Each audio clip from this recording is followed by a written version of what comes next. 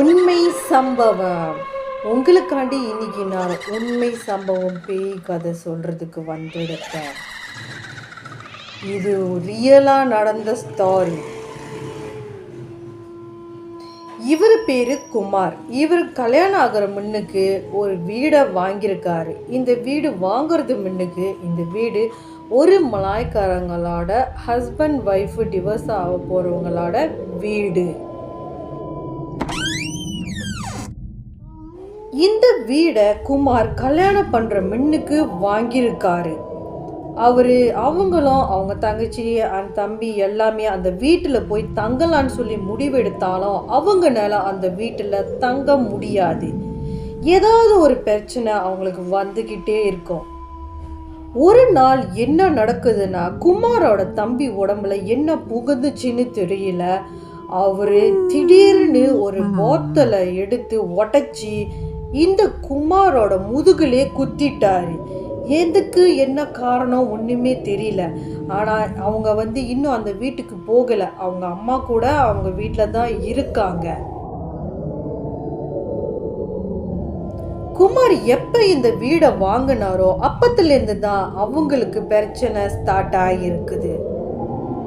ஒரு நாள் என்ன நடந்துச்சுன்னா, குமார் அவர் உடம்புல என்ன புகுந்துச்சுன்னு தெரியல. அவர் என்ன பண்ணிட்டார்னா, அவங்களோட தம்பி மண்டையை அடித்து உடச்சி ரத்தம் தான் வந்திருக்கு. இந்த மாதிரி ரத்த காவல் தான் நிறைய நடந்திருக்கு.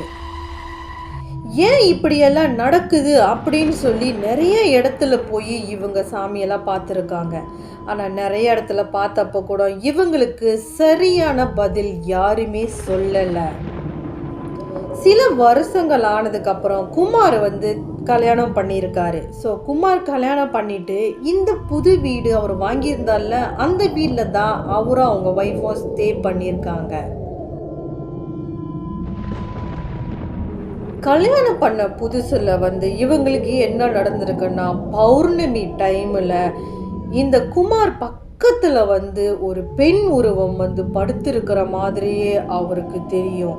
ஸோ நிறைய தடவை அதை பார்த்துட்டு குமார் ஒரே எத்திருக்காரு. எத்திட்டு பார்த்தாக்கா ஐயோ அம்மானு ஒரு சத்தம். என்னன்னு பார்த்தாக்கா நம்ம குமாரோட ஒய்ஃபு தான் கீழே போய் விழுந்து கிடப்பாங்க. உடனே இவர் சொல்லுவார், ஐயோ மன்னிச்சுடு, நான் சரியாக பார்க்கல, நான் அந்த பேய் நினச்சி தான் எத்திட்டேன், என்னை மன்னிச்சுடு அப்படின்னு நிறைய தடவை அவங்க ஒய்ஃபை சமாதானப்படுத்தியிருக்காரு. நேரில் வருது பத்தலட்டுன்னு கனவுல வேற அவரை டிஸ்டர்ப் பண்ணிக்கிட்டு இருக்குமா. இவரும் நிறைய இடத்துலலாம் போய் பார்த்துருக்காரு. எல்லாருமே என்ன சொல்லியிருக்காங்கன்னா, நீ அந்த வீட்டிலேருந்து வெளியில் ஆயிரு, ஏன்னா அந்த வீட்டில் இதுக்கு முன்னுக்கு இருந்தவங்க பெருசாக ஒன்று செஞ்சு வச்சுட்டு போயிருக்காங்க, அதுதான் இப்படி டார்ச்சர் பண்ணுது, போயிருங்க அப்படின்னு சொல்லியிருக்காங்க. ஆனால் குமாருக்கு புதுசாக வாங்கின வீடு அதை விட்டுட்டு போகிறதுக்கு அவருக்கு மனசே இல்லை. சில வருஷங்கள் போகுது. இந்த பேய் குமாரை தான் ரொம்ப டிஸ்டர்ப் பண்ணும். குமாருக்கு பையன் பிறக்கிறாங்க. அந்த பையன் கொஞ்சம் பெருசாகி அவர் பேச ஆரம்பிச்சதுக்கு அப்புறமா குமார் பக்கத்து ரூமில் அவங்க பையனை படுக்க வைக்கிறாரு. ஒரு 2-3 வாரம் போனதுக்கு அப்புறமா அவங்க பையன் குமார்கிட்ட சொல்லியிருக்காங்க, அப்பா இனிமேல் நாங்கள் படுக்கல, அந்த ஆண்டி என்னை ரொம்ப டிஸ்டர்ப் பண்ணுறாங்க அப்படின்னு சொல்லியிருக்காரு. அதை கேட்ட உடனே குமாருக்கு ரொம்ப பதட்டமாயிடுச்சு. அவர் என்ன பண்ணியிருக்காருன்னா, மறுநாள் நைட்டு அவர் குமாரோட பையனை அந்த ரூமில் படுக்க வச்சுட்டு கதவை திறந்து வச்சு பார்த்துருக்காரு. அந்த உருவம் அந்த இடத்துலேருந்து கிராஸ் பண்ணி போகிறத குமார் பார்த்துருக்காரு.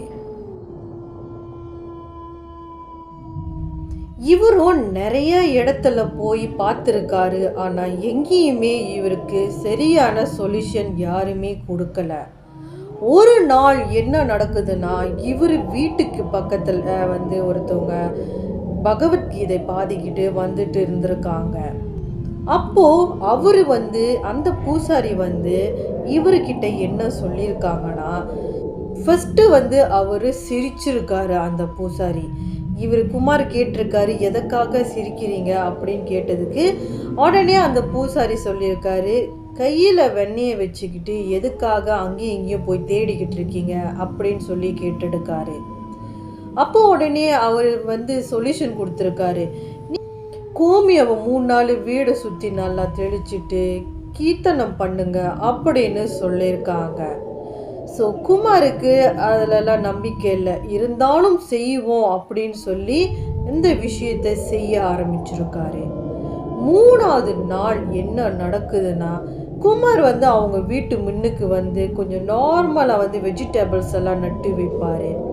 ஸோ அந்த மாதிரி நட்டு வைக்கும் போது இவர் குழி நோண்டிக்கிட்டு இருக்காரு. அந்த டைமில் இவருக்கு ஒரு பாட்டிலில் முடியோட ஒரு பாட்டில் கிடைக்கிது. அப்போது இவருக்கு ஒரு டவுட்டு வருது, நம்ம கீர்த்தனை படித்ததுக்கு அப்புறமா தான் இந்த விஷயம் தாங்க முடியாமல் வெளியில் வந்துச்சா இல்லை என்னன்னு தெரியலையேன்னு. இருந்தாலும் கோபத்தில் இவர் என்ன பண்ணிட்டாருன்னா, அதை எடுத்துட்டு பக்கத்தில் ஒரு நெருப்பு எரிஞ்சிட்டு இருந்திருக்கு, அந்த நெருப்பில் இவர் போட்டு எரிச்சிட்டாரு.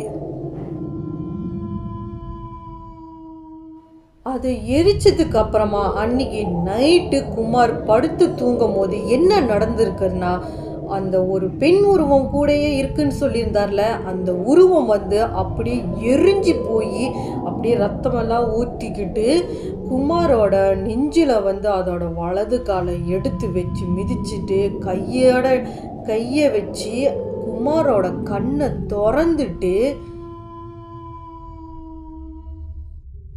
வாயை மூடிடுச்சு. அவரோட வாயை அதை கையை வச்சு மூடி அது கேட்குது, எதுக்காக நீ என்னை எரிச்ச? நான் உன் கூட இத்தனை வருஷமாக இருக்கேன், உன்னை எனக்கு ரொம்ப பிடிச்சிருக்கு, நான் உன் கூட வாழலான்னு நான் இருந்தேன், ஏன் நீ இப்படி பண்ண அப்படின்னு சொல்லி அது கோபத்தோடு குமாரை கேட்கும்போது குமார் கீர்த்தனை பண்ண ஆரம்பிச்சிட்டாரு. பகவானோட பெயரை சொல்ல ஆரம்பித்ததுக்கு அப்புறமா அப்போ என்ன நடக்குதுன்னா, திடீர்னு ஒரு ஒளி மாதிரி அந்த உருவத்தை அப்படியே சதிச்சிட்டு போயிருச்சான். குமார்கிட்ட கேட்டாப்பா, அந்த பெண் உருவம் எரியறதுக்கு முன்னுக்கு எப்படி இருக்குதுன்னு கேட்டாப்பா, அவர் என்ன சொல்லியிருக்காருன்னா, எரியற முன்னுக்கு அது அவ்வளோ அழகாக இருக்குமா, ஆனால் அதோட கண்ணை பார்க்க ரொம்ப பயமாக இருக்குமா.